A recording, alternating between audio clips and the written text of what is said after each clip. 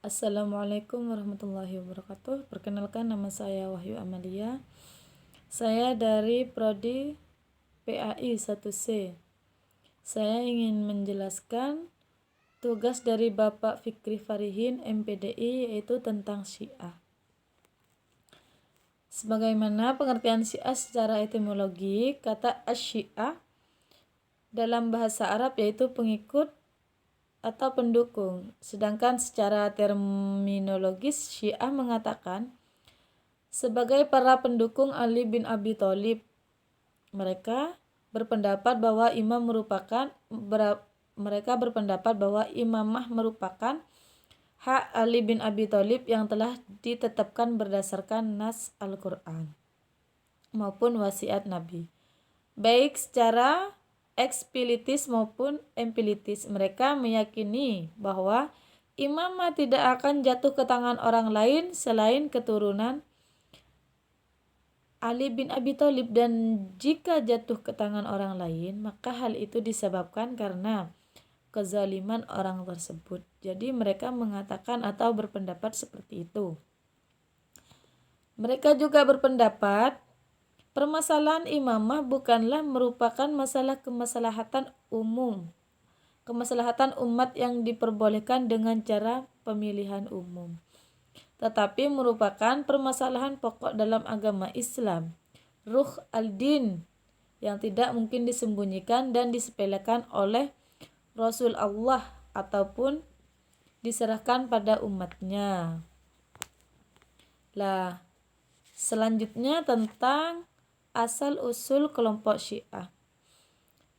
Menurut Muhammad Abu Zahra, Syiah adalah kelompok terlama yang lahir dalam politik Islam. Sedangkan Ibnu Hisham menjelaskan dalam kitab Asy-Syirah An-Nabawiyah, sesungguhnya bangsa Arab itu terbagi menjadi kelompok Sunni dan Syiah. Pada hari Tasyakifah, peristiwa pengangkatan Abu Bakar di Bani Tasyakif, pada saat itu sebagaimana sahabat berkata, "Aku tidak menyangka kepemimpinan akan hilang dari keluarga Bani Hashim dan juga Abu Hasa Ali bin Abi Thalib." Lah, mengatakan seperti itu. Di dalam asal-usul kelompok Syiah terdiri dari teori-teori mengenai asal-usul kelompok Syiah, banyak sekali di dalamnya, yaitu ada 3. Baik, yang pertama saya akan menjelaskan.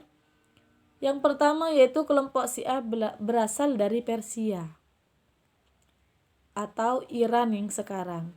Kelompok ini menjadikan konsep tasyayyu sebagai dasar dalam akidah kerajaan mereka. Di antara ajaran mereka adalah cahaya atau nur.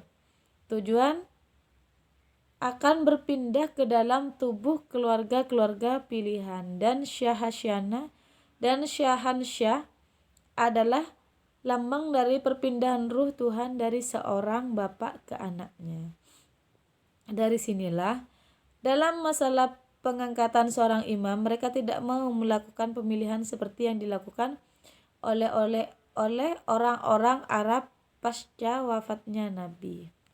Jadi mereka tidak mau setelah wafatnya Nabi melakukan pemilihan seperti yang dilakukan oleh orang-orang Arab. Lah, sedangkan yang kedua yaitu lahirnya kelompok Syiah. Lahirnya kelompok Syiah karena pengaruh agama Nasrani.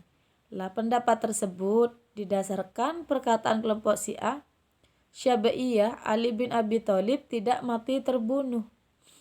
Akan tetapi oleh Allah seperti diangkatnya Nabi Isa.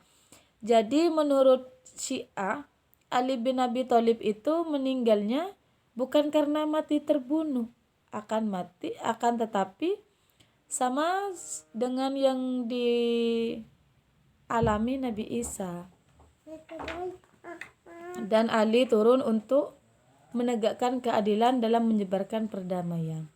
Dan yang ketiga yaitu ada kelompok Syiah muncul sebagai pengaruh dari agama Yahudi. Sebagian orang bahkan mengatakan bahwa kelompok Syiah adalah Yahudiniyah, kaum muslimin. Maksudnya, mengatakan bahwa kelompok Syiah adalah Yahudiniyah, kaum muslimin. Hal ini disebabkan karena mereka sangat membenci Islam sebagaimana orang-orang Yahudi membenci orang-orang Nasrani. Hal ini disebabkan karena mereka sangat membenci Islam sebagaimana mereka masuk Islam bukan karena mereka mencari ridha Allah, melainkan karena di tubuh kaum muslimin serta menanamkan keraguan atas keimanan di hati kaum muslimin. Jadi mereka berkata seperti perkataan orang-orang Yahudi, tidak ada kekuasaan kecuali ada keluarga Nabi. Yang keempat yaitu Syiah dan Abdullah bin Saba. Nama yang sering disebut di balik kemunculnya Syiah adalah Abdullah bin Saba. Abdullah bin Saba meninggal pada 40 Hijriah. Namun tidak sedikit dari kebenaran dari kalangan penulis Syiah mutakhir yang mempermasalahkan kebenaran munculnya orang Yahudi yang digemar-gemborkan sebagai proklamator pecinta keluarga Nabi Ahlul Bait ini. Selanjutnya yaitu tentang akidah dan ajaran Syiah. Beberapa poin tersebut menjelaskan tentang akidah dan ajaran Syiah, yaitu yang pertama ada keyakinan Syiah tentang ilmu mereka. Yang kedua yaitu ada kitab-kitab suci. Baik, yang pertama, keyakinan Syiah tentang imam mereka. Mereka sepakat bahwa para nabi dan imam Syiah adalah masyum, terhindar dari perbuatan dosa, baik dari dosa kecil maupun dosa besar. Selain itu, mereka juga sepakat bahwa tawali menolong para imam dan tabarri meninggalkan musuh-musuhnya, yaitu adalah wajib hukumnya baik dilakukan dalam bentuk ucapan, perbuatan maupun keyakinan. Dalam hal ini sebagai pengikut kelompok Syiah Zaidiniyah tidak sependapat dengan mereka, meskipun kelompok-kelompok Syiah sepakat dalam masalah pengangkatan imam. Akan tetapi mereka berbeda pendapat sehingga mengenai siapa yang berhak menjadi imam. Permasalahan inilah yang menyebabkan munculnya beberapa mazhab dan aliran dalam kelompok Syiah.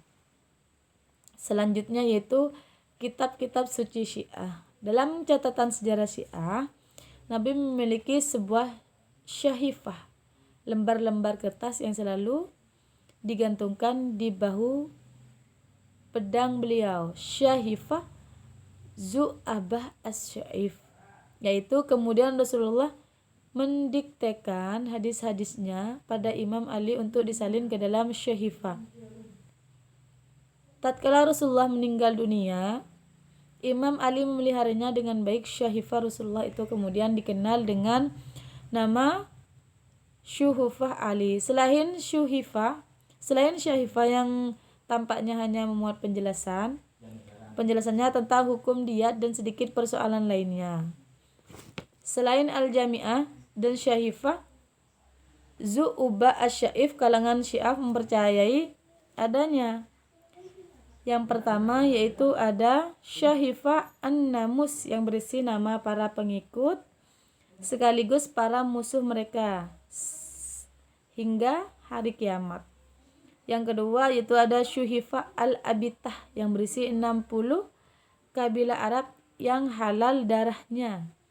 Dan yang ketiga yaitu ada Al-Jaf Al-Abyad yang menurut Abu Abdillah berisi Zabur Daud, Taurat Musa, Injil Isa, Syuhuf Ibrahim, halal dan haram, serta Al-Jaf Al-Ammar yang berisi senjata yang hanya terbuka karena darah untuk peperangan.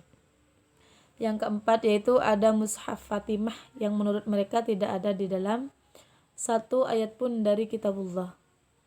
Ahlussunnah membantah semua klaim itu. dalam hadis yang diriwayatkan oleh Bukhari dan Muslim. Dari Ali radhiyallahu an dan sahabat lain terdapat hadis yang diriwayatkan oleh Abu Juhaifah Wahab bin Abdullah al-Syawai. Dia berkata, saya bertanya kepada Ali, apakah engkau punya kitab sebagai panduan atau pedoman? Ali menjawab, tidak, hanya ada Al-Quran yang pemahaman yang dijelaskan oleh seorang laki muslim yakni Nabi, atau yang terdapat pada syahifah ini. Apakah ini syahifah? Apa isi syahifah itu? Tanya sahabat. Akal kemerdekaan budak dan tidak dibunuhnya seorang muslim karena membunuh orang kafir, jawab Ali. Dan di dalam Syiah yaitu ada 4 kitab hadis tentang Syiah.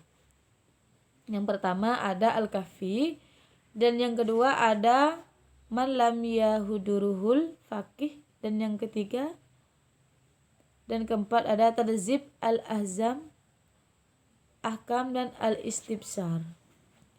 Baik, yang terakhir yaitu saya akan menjelaskan tentang kelompok-kelompok Syiah.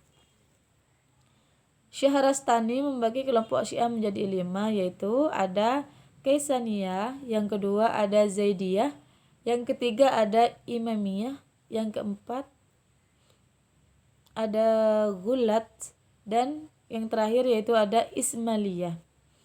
Sedangkan Asy'ariyah terbagi menjadi 3 kelompok, yaitu Syiah Ghaliyah yang terbagi lagi menjadi 15 kelompok Syiah, Imamiyah Rafidah yang terbagi menjadi 14 kelompok, dan Syiah Zaidiniyah yang terbagi menjadi 6 kelompok.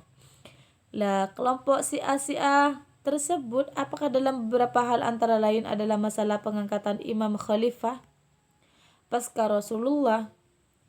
Nah, menurut mereka mengatakan khalifah, menurut mereka pengangkatan khalifah telah ditentukan oleh Rasulullah.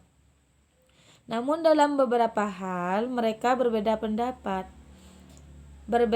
Perbedaan tersebut akan memunculkan sekte-sekte dalam tubuh kelompok Syiah sebagaimana dijelaskan sebagai berikut.